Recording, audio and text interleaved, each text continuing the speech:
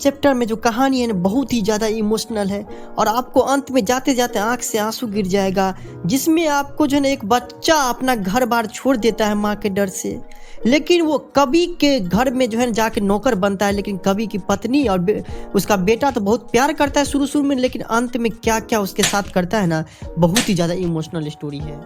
चलिए स्टार्ट करते हैं, लेकिन सबसे पहले ना इस चैप्टर के जो लोग सब है उनसे मिल लीजिए आप। एक 11 साल का लड़का जिसका नाम दिल बहादुर रहता है, जो कि आगे चल के कवि के घर का नौकर बनता है वो। दूसरा कवि, तीसरा उसका बेटा किशोर और चौथा उसकी पत्नी का नाम निर्मला रहता है। 4 कैरेक्टर इसमें मेन। तो एक दिन का बात है, दिल बहादुर को ना उसकी मम्मी बोली कि तुम तो भर दिन बैठा ही रहता है नकारा कहीं का, तो ऐसा करो ना तुम जो है ना भैंस आज चरा के लाओ और भैंस चराने के लिए चले जाओ, तब तक हम पूरा का पूरा घर बार का जितना भी काम है पूरा पूरा सलटा लेंगे। बहादुर था तो बहुत छोटा, 12-13 साल का, तो उसको काम काज करने में किसी भी काम में अच्छा नहीं लगता था। मम्मी बोलती थी इधर काम करने के लिए जाने के लिए, तो उधर चले जाता था। कभी पहाड़ पे मिलता था, कभी जंगल में मिलता था, कभी इस डाल पे मिलता था, कभी उस डाल पे मिलता था, कहीं घोंसला में से आपको पक्षी सब निकाल लेता था। मतलब बचपना उसके अंदर था, क्योंकि बचपन में था। इसका घर तो नेपाल में था, मतलब बिहार और बॉर्डर के जो बीच में था वहीं पे उसका घर था। और इसके पापा जो थे युद्ध में मारे गए थे, जिस कारण से जो उसकी मम्मी पे ही पूरा का पूरा जिम्मेदारी था। अब मम्मी ही घर बार जो है चलाती थी पूरा का पूरा, और भरण पोषण सबका मम्मी ही करती थी अपने से। माँ के कहने पे तो वो भैंस चराने के लिए चले गया था, लेकिन भैंस भी उसको बहुत परेशान करता था, इधर उधर भाग जाता था। उसको गुस्सा चढ़ गया, उठाया डंडा, भैंस को मारना शुरू कर दिया। तो भैंस भी क्या करता, भाग के जो अपने घर पे चले आया। वहां पे उसकी मम्मी देखी, अरे हम तो अभी इसको भेजे हुए भैंस चराने के लिए, अब भैंस अभी आ गया है, पक्का इसी का कुछ न कुछ चाल होगा। नजदीक जाने पे देखा तो ये तो पता चला कि बहुत बार मारा है भैंस को ये। अब तो माँ का गुस्सा चढ़ा ही रहता था कि एक भी काम नहीं करता है, आज काम कर देते तो कल करता है, कल देते तो परसों देता है, एक भी काम ठीक से नहीं करते रहता। वो जितना भैंस को नहीं मारा था उससे 10 गुना ज्यादा ना उसकी मम्मी उसको मारा, बहुत मारा बहादुर को। और भागते भागते 6 मील दूर एक बस स्टैंड पर खड़ा हो गया, जहाँ से आपको गोरखपुर के लिए बस जाती थी, वहां वो जाके खड़ा हो गया। और यहीं पे कवि जो सबसे पहले बार उसको देखा हुआ था। दिखने की बात करे तो वो बच्चा ठिकना चकैत शरीर था, गोरा रंग था, आधा थोड़ा कपड़ा फटा हुआ था, आधा सही था, और जूता उसका भूरा रंग का था। फिर उसके साले साहब और कवि जो बात करने लगा कि 11, 12, 13 साल का लग रहा है बच्चा। ये भी बोला हाँ बच्चा तो है। फिर उससे पूछा कि बच्चा यहाँ पे कैसे आए हो क्या, तो सब कुछ कहानी वो बता दिया। और कवि की जो पत्नी थी निर्मला, उसको नौकर रखने का बहुत शौक था, क्योंकि वो कभी जाती थी ना अपने नैहर सब में, तो उसके भाभी सबका सुख देखती थी, बहन सबका सुख देखती थी। अरे भाई साहब, सब कुछ चाय नाश्ता सब कुछ जो है बेडे पे उसको मिल जाता था। नौकर को बोलती थी, नौकर लेके आ जाता था। ये सुख देखी हुई थी, तो उसका भी शौक था कि उसकी पत्नी को कम से कम एगो नौकर तो मेरे घर में भी रहना चाहिए। और यहाँ पे जो है कवि को बच्चा मिल गया, तो कवि जो है उसको अपने घर लेके आ गया। घर लेके आया तो उसकी पत्नी देखी तो एकदम पूरा मुंह देख रही थी, एक बार कवि को देख रही थी, एक बार बच्चा को देख रहा था, एक बार अपने भाई को देख रहा था कि आखिर हो क्या रहा है, ये बच्चा है तो है कौन।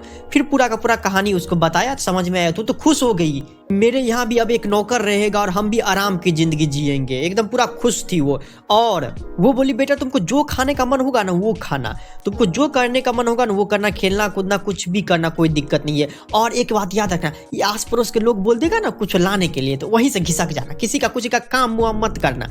और जरूरत पड़ने में तुमको पढ़ाएंगे लिखाएंगे भी, तो मतलब इसको ना अपना घर समझो तुम, और ये तुम्हारे पिताजी हो गए और हमको अपनी मम्मी के समान समझो। आखिरकार निर्मला तो थी, औरत थी, तो कभी कभी क्या करती थी, अपने अगना में खड़ा हो जाती थी और गांव वाले को ऐसे सुनाती रहती थी, हमारे घर में जो नौकर है ना मुझको तो अपने बेटे की तरह मानते हैं, दूसरे की तरह नहीं करते हैं कि नौकर का नौकर समझते रहते, उसको खाना पीना भी नहीं देते, हम जो खाते हैं वो उसको भी देते हैं, और जहाँ बोलते हैं जाने के लिए वहाँ चलता है, और पढ़ाते लिखाते भी। मतलब ऐठ के जो सबको सुना रहा था कि हम जो है नौकर को एकदम पूरा अपने बेटे से ज्यादा मानते हैं। और जब दिल बहादुर आपको बाहर जाता था दूसरे बच्चे के साथ खेलने के लिए, तो दूसरा बच्चा सबको तो गाँव था वो, तो उसको चिढ़ाता था, अरे तुमने छिपकली देखा है, तुमने शेर देखा है, तुम कहाँ देखा रहोगे, तुम तो नौकर हो, पता नहीं कहाँ से आए हो, तुम ये सब क्या देखे रहे हो। लेकिन फिर भी दिल बहादुर कुछ नहीं बोलता था।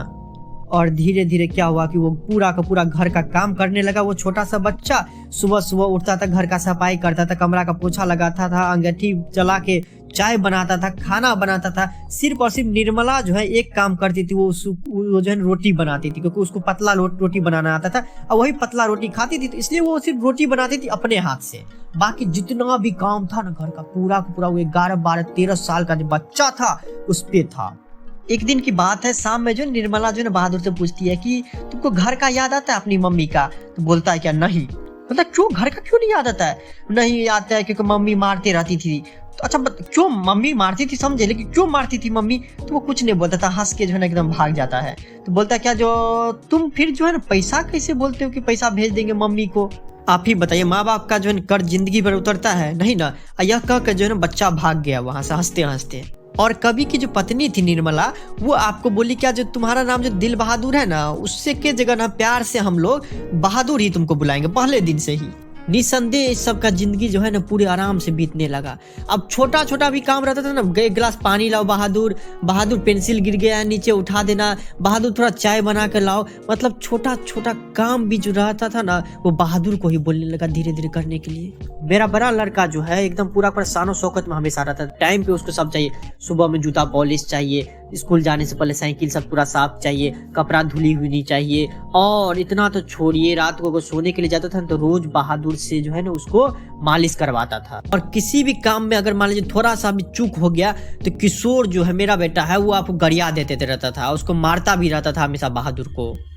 एक दिन ना बहादुर साइकिल साफ करना भूल गया। अब तो लो आया देखा साइकिल को साफ किया नहीं, छूट गया, भूल गए। तो भूल जाना क्या हुआ, डंडा उठाया मार रहा है। लेकिन उसकी मम्मी वहीं पे साइड में थी, वो बस उसकी मम्मी बोली थी छोड़ दो छोड़ दो छोड़ दो, मतलब उसके पास भी नहीं जाती थी वैसे दिखाने के लिए, सिर्फ बोलती थी क्या छोड़ दो छोड़ दो छोड़ दो। और ऊपर से उसका बेटा किशोर जो था डंडा से बहादुर को मार रहा है। रात को जब कवि आया तो बहादुर रोते उतरे बोल रहा है कि हम जो है किशोर भैया का काम नहीं करेंगे।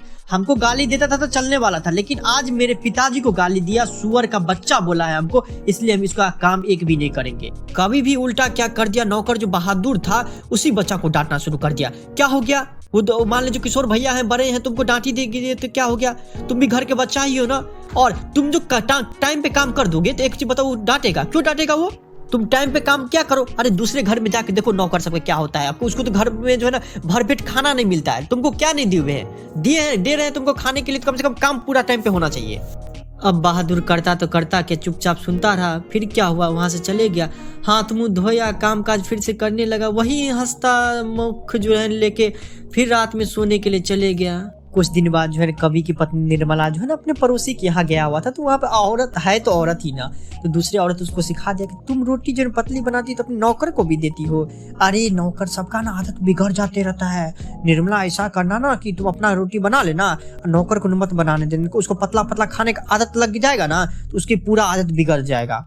उसी रात निर्मला अपने पति और अपने बेटे के लिए रोटी बना ली और वहां से घसक गया। फिर बहादुर देखा, उसका मुंह लटक गया कि हमको रोटी तो दिया ही नहीं।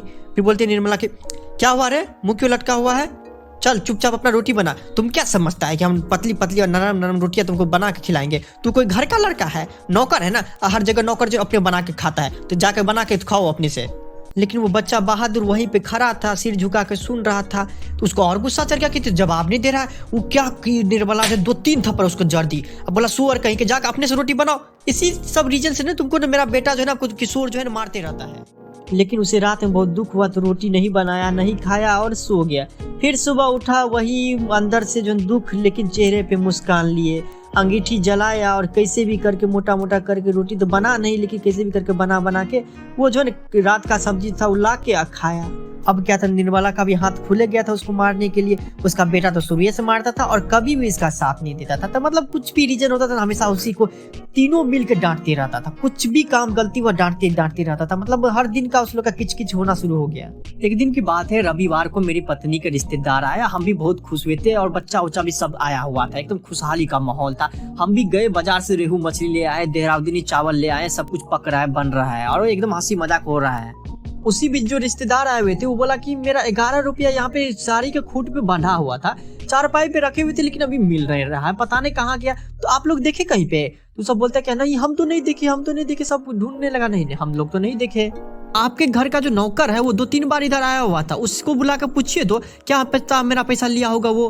नहीं वो ऐसा बच्चा नहीं है, कभी बोला। रिश्तेदार ने कहा, you don't know, these people are expert in this art. Bahadur इधर आओ, तुमने पैसा लिया इन लोगों का? नहीं बाबूजी, हम क्यों लेंगे पैसा, अगर हम पैसा लेते तो आप लोगों को बता देते, हमको लेना रहता था, आप लोगों से पूछ के लेते हैं कोई भी चीज। उसी में जो है ना आपको उसकी जो रिश्तेदार की पत्नी आई थी न, वो बोलती है क्या, देखो 2-4 रुपया तुम ले लेना, अगर तुम्हारा पैसा लिए हो 11 रुपया तो तुम हमको बता दो, तुमको हम घूस के तौर पे से 2 रुपया दे देंगे एक्स्ट्रा, ठीक ना, लेकिन तुम ही लिए हो बताओ, नहीं तो तुमको पुलिस के हवाले कर देंगे। नहीं लिए हम पैसा, आप लोगों को कैसे बताए। लेकिन इतने में कवि को गुस्सा चढ़ गया, कवि एक तमाचा उसको जड़ दिया। क्या लगता है हमारे रिश्तेदार सब झूठ बोलेंगे? हैं तुम पैसा लियो तो बता दो। उतने में निर्मला को भी गुस्सा चढ़ गया, वो भी 2-4 तमाशा उस बच्चा को जन मार दिया। वो ना करता ही रह गया कि बाबूजी हम नहीं लिए हैं, माताजी हम नहीं लिए, लेकिन कोई भी इसका बात नहीं सुना। उसके अगले दिन जब कभी ऑफिस से आया तो देख रहा है कि पूरा घर में सन्नाटा है। क्या हुआ, क्या बात है? बहादुर भाग गया। बहादुर भाग गया? कैसे भागा?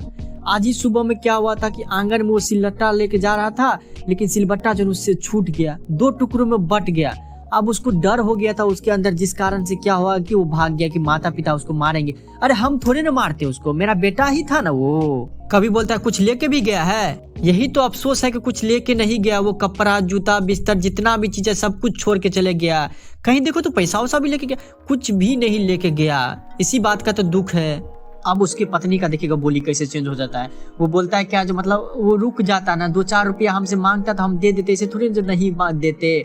उस पर कभी पूछता है कि वो 11 रुपया जो रिश्तेदार का था उसका पता चला कि नहीं कुछ। उसकी पत्नी कहती अरे उसका चोरी थोड़ी ना हुआ था वो पैसा, वो रिश्तेदार सब तो मेरा जो है ना वैसा ही, हम तो उसको बचपन से जाते। किसी बार आएगा तो बोलेगा कि रास्ते में गुम पैसा हो गया, किसी बार बोलेगा घरे में छोड़ दिए पैसा। वो सब तो खुद ही पैसा नहीं लेके आया है, तो वो सब तो रच रहा था कैसे इसके नौकर को, देखते हैं कितना सच है कितना झूठ है। उसका बेटा जो किशोर था वो उतने में आके बोलता है कि अम्मा एक बार भी अगर बहादुर आ जाता ना तो मैं उसको पकड़ लेता, कभी जाने नहीं देता, उससे माफी मांग लेता, कभी नहीं मारता उसे। और ये सब बड़ा अफसोस कर रहा था, कभी भी बड़ा अफसोस कर रहा था। पूरे शहर में छान मारा लेकिन कहीं पे भी नहीं मिला, और बोल रहा था कि ऐसा नौकर जिंदगी में कभी नहीं मिलेगा। और निर्मला आंखें पे जो है ना आंचल लेके रोने लगा।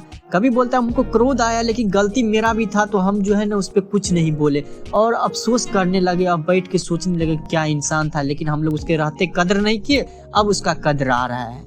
अगर वो चोर रहता तो कम से कम कुछ पैसा उसा कपड़ा लेके भागता, लेकिन वो चोर भी नहीं था। उस उतना दिन काम किया मेरे यहाँ, लेकिन एक भी पैसा लेके नहीं भागता। पैसा लेके भागता तो हम लोग को ज्यादा अफसोस नहीं होता, लेकिन वो खाली हाथ चले गया। यहीं पे पूरा समाप्त हो जाता है। धन्यवाद।